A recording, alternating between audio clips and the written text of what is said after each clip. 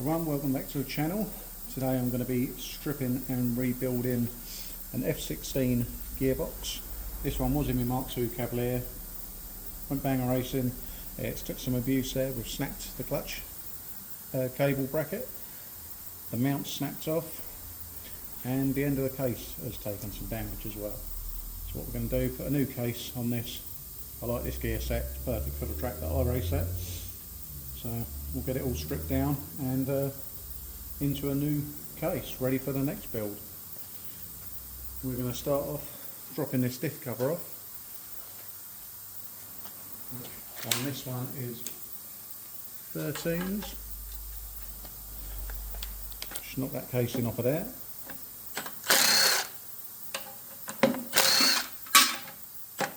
When you're doing this at home, make sure you've got this on top of a drainer or something to catch the oil. You will end up with a mess if there's any oil left in there. This one probably isn't because it was all over the track.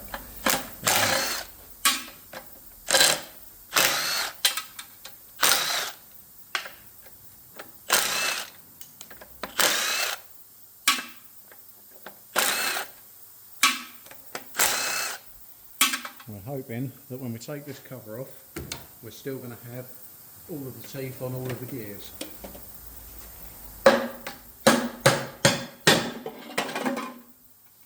There, plenty of oil left in there.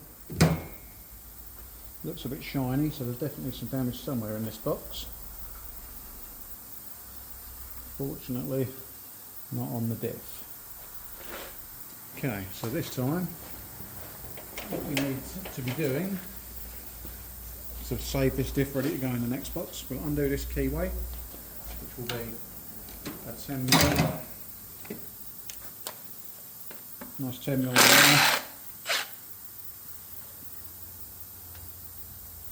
there, and the locking tab that stops the diff bearing spinning out. Then we'll undo the diff housing, or the diff bearing, sorry, using this tool from Second Gear. Find them on Facebook, I'll put a link in the comments. Same principle as the one on our F13 video, but this one's for the F16 and F20 boxes. I'm just tapping that on there because that is covered in dirt and I didn't want to clean it before the video.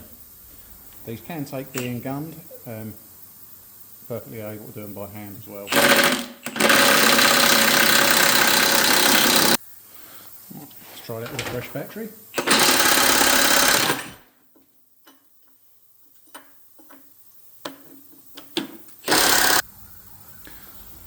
There we go, nearly out on this one, so give that a little spin up, pop it out. See, that's the same principle as on the F13s, little cone in there, bearing from the diff sits on that. Put that on the floor, so we might be reusing that on the new box. No, doesn't just lift that one out on these, got to take the flange off the other side. Come back to that in a moment, I'm going to knock these bits off.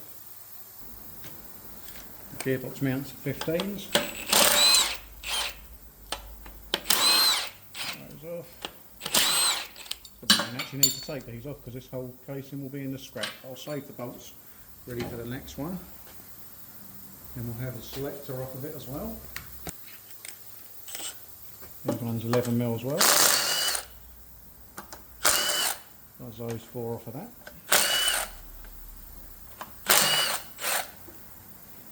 Save them, put them back on the new case.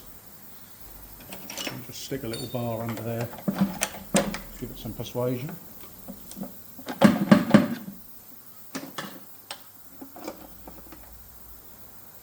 There we go. Almost identical principle to the F13s that we've done in the previous video. I'm going to take this reverse switch off so that doesn't catch the cluster as we pull it out. 19mm on that one.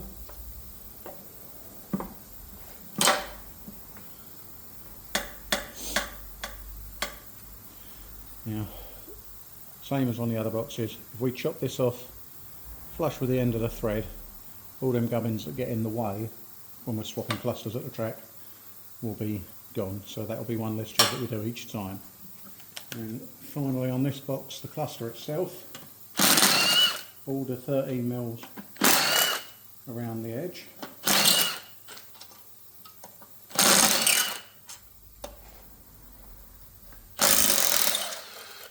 There's a few different lengths, but generally the short ones go at the top and the longer ones go at the side.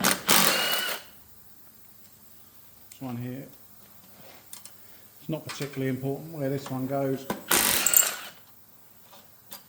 So it's got a thread on the end there for attaching your earth cable to the engine and chassis. There's everything undone from that. We should be able to lift that cluster clear now. A little tap to persuade it loose.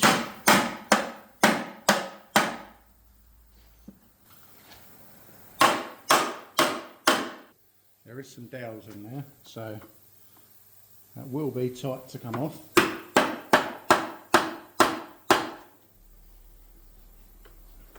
But once we pass there, that should slide out quite easily.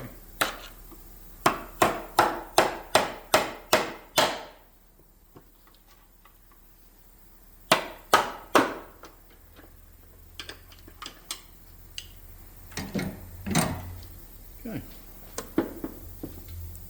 A little wiggle and it comes straight out. Checking the condition of our gears. All the teeth seem okay. Haven't done a video on these ratios yet for the F16s.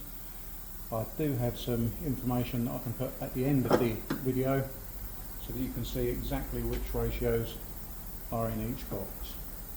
There's a nice little chart that we can see all the info on. See these diffs, the pinions for the diffs don't appear to be removable. I'm sure someone will be along to correct me as soon as I post this, but that's fine because we're going to use this with the match diff anyway. Put that one down on the floor. Take a look at that diff and see if we can finish getting that off.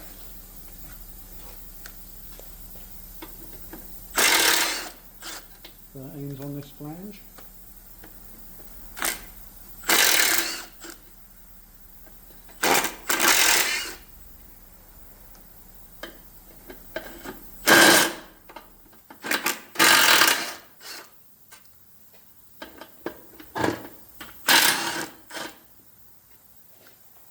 All of those out of the way.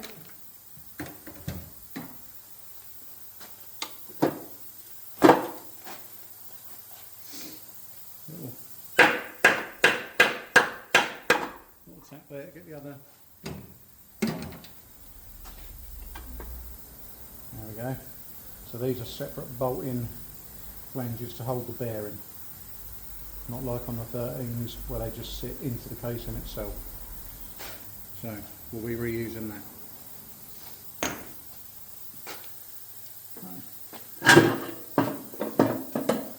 Spin it over so we can see. And then that just lifts up and pulls out. That gear that's just fell off there is your speedo drive. We're never going to use it on a road car, you will. Some bits of teeth or metal filings in here, which we're going to end up doing something with later. Mainly just cleaning them out. So that box now will go on the scrap pile.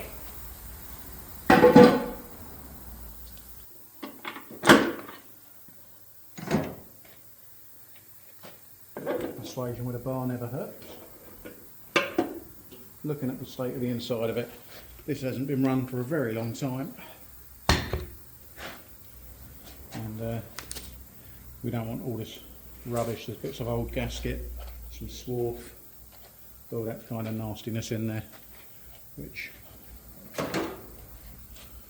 just take you in closer for a look at that.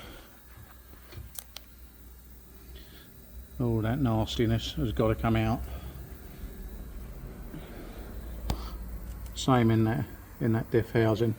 So I'll clean this box up and then we'll come back when we're reassembling and we've got some gaskets for it. Gaskets aren't essential, for my purposes anyway. If you're doing a restoration or using it for your road car, you're going to want new original gaskets. I'm just going to use silicone because this is probably going to get smashed on the next car I race it in. Alright, we'll be back in a moment, and if you haven't subscribed already, please tick that little bell in the corner. Give us a like on a few videos if you can as well. That's very much appreciated. And yeah, we'll be back shortly. So I've just cleaned up all the gasket faces on this one, all the way round. If you don't have gasket kits available, you can probably order some off eBay. I want to get this one done so I can show you the finished product today. So we're just going to put some sealant around here, which is perfectly okay for my application. Going banger racing, so we'll just be happy if it doesn't leak, to be honest, and if it does, not too much of a problem as long as it doesn't seize up while we're going.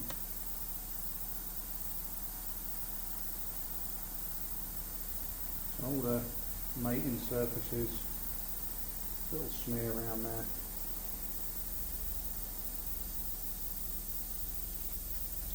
Done.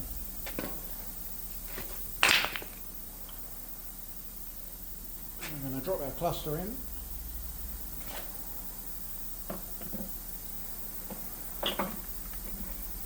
Like so. Line up the valves and give this a little tap.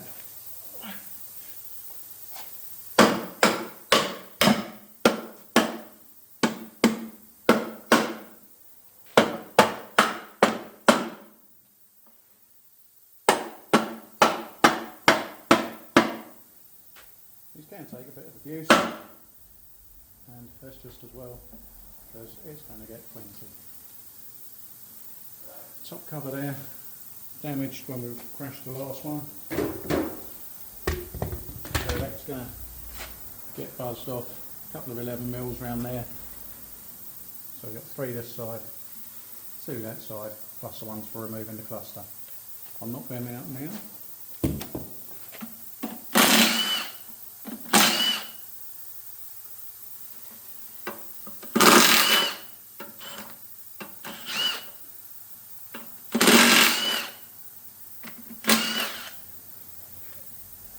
Probably going to be another surface that wants sealing, so I'm going to throw the bolts in to hold the box together. So we'll start off with the short ones across the bottom, 2 different lengths there, the short and the long ones. Spin that round, 2 more on the top. Now, one with the earth strap. We're going to put that as the first one at the top on the front of the gearbox. The rest of the 13s around the edges.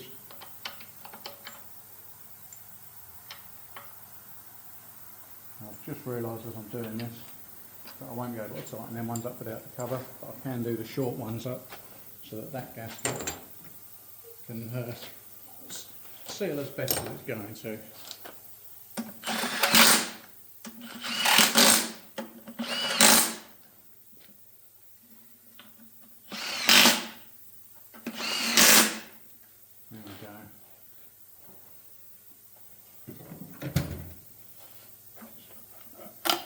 That casing off of that.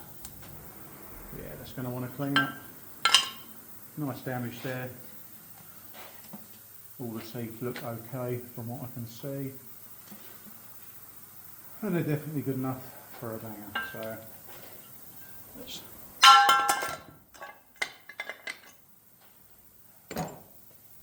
just going to pause you for a minute, clean this mating face up and the one on the new casing so that we can get everything reassembled.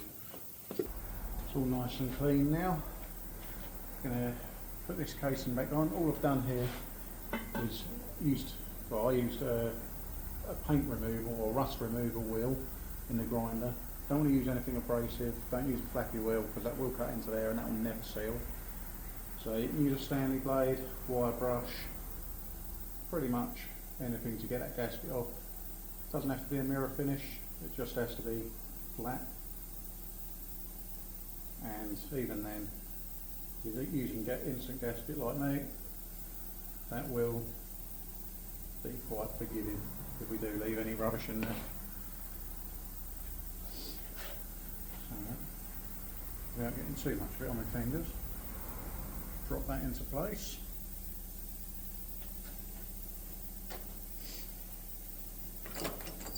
Grab our longer 13s, drop them in where they need to be. As I say, I use the highest one on the front for the earth clamp connection, or earth wire connection, sorry. Do these ones up first.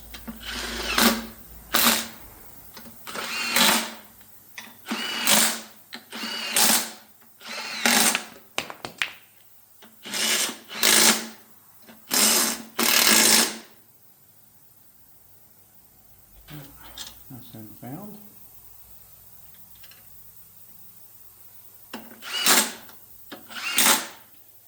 So I'm not winding these in as tight as I go. These are aluminium castings and you can strip the threads, but just enough.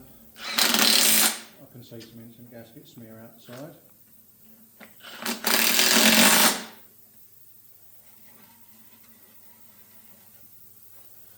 Now we're going to put our selector back on there. Again, this one's getting a smear of the instant.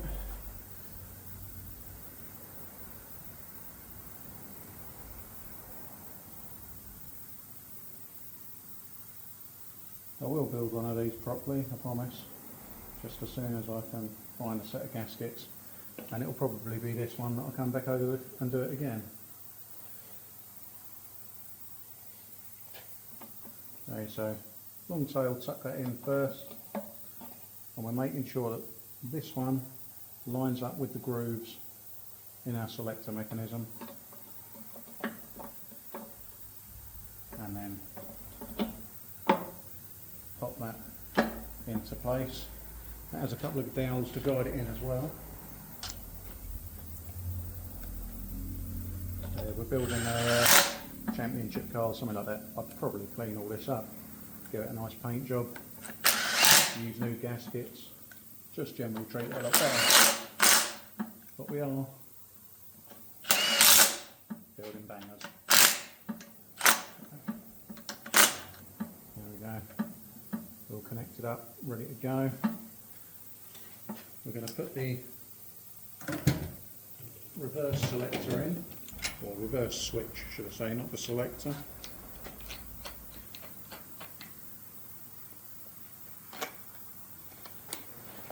Now this is what we were saying, cutting this off just past the thread. Wear your goggles for this bit, the spring in there will fire that off.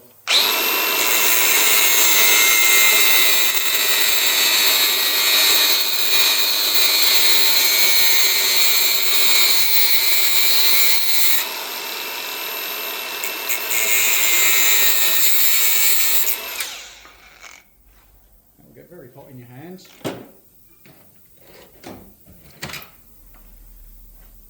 So probably best in a vise or a pair of mole grips. There's a little spring in there, that wants to come out. So there's nothing left in there that can drop into the box. Little wiggle there. Got that back in that hole. There's that nipped up. I'm going to spin it round. We're going to put our diff in here.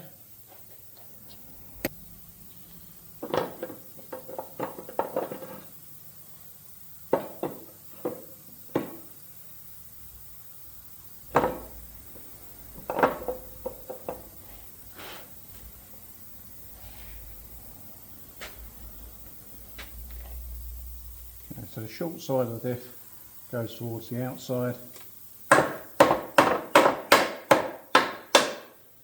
Send that drive shaft seal home. That we're all learning together.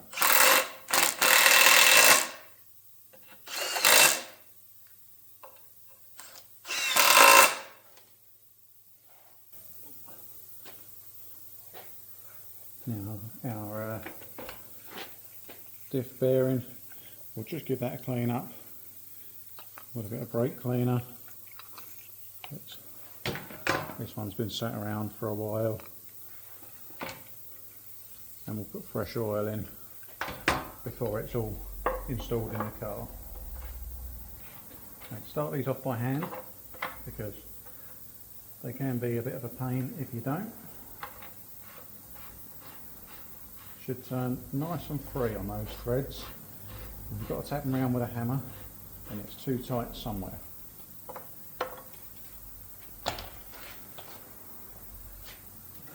Now what we're going to do is get the lower part of these castellated teeth flush with the face of the gearbox.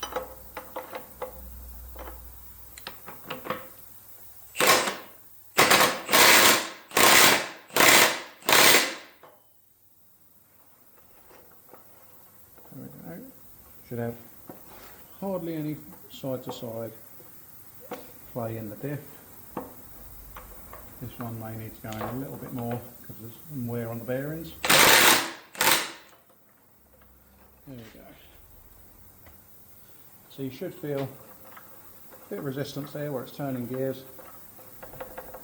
Nothing side to side and no pinching, then that should be perfectly solid enough. And again with the silicone,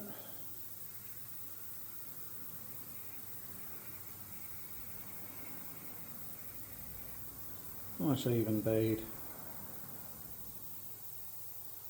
I'm trying to avoid any of this going in the gearing. It will chew it up.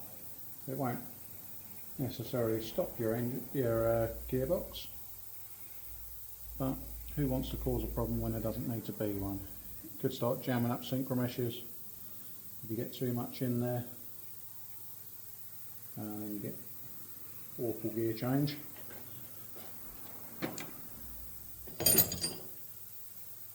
And we'll pop this one back into place.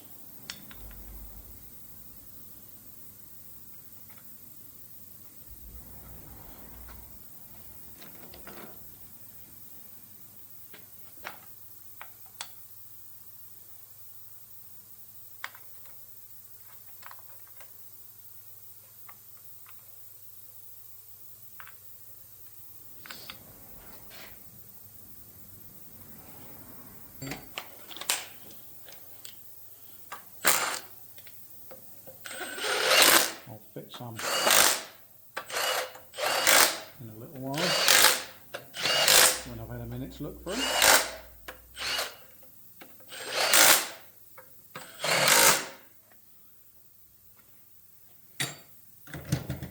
But ignoring all the loose bits, all the mess with the sealant, we are pretty much there now.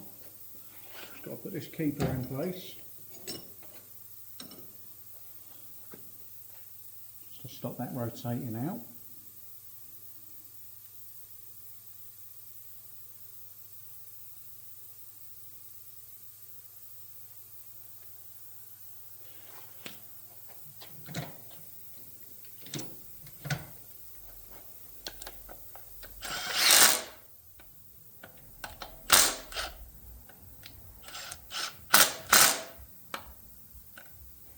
And there we have it. One complete rough and ready F16 box. As I say, we could have gone a bit fussier. Could have worked to if we was doing a road car, we'd work to a much higher standard. But that is it. That is everything we need for our purposes in the box and ready to go. There we go. We found a couple of the bolts that we was missing earlier. Just throw those in there so that you know I've done it.